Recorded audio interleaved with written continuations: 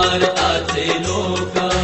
भारताचे एक सार्वभौम समाजवादी धर्मनिरपेक्ष लोकशाही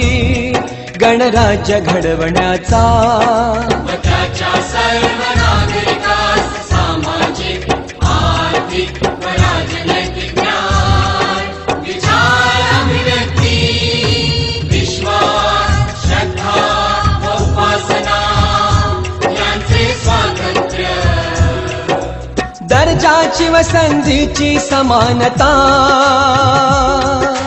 निश्चितपणे प्राप्त करून देण्याचा आणि त्या सर्वांमध्ये व्यक्तीची प्रतिष्ठा व राष्ट्राची एकता आणि एकात्मता यांचे आश्वासन देणारी बंधुता प्रवर्धित करण्याचा संकल्पपूर्वक निर्धार करून आमच्या संविधान सभेत आज दिनांक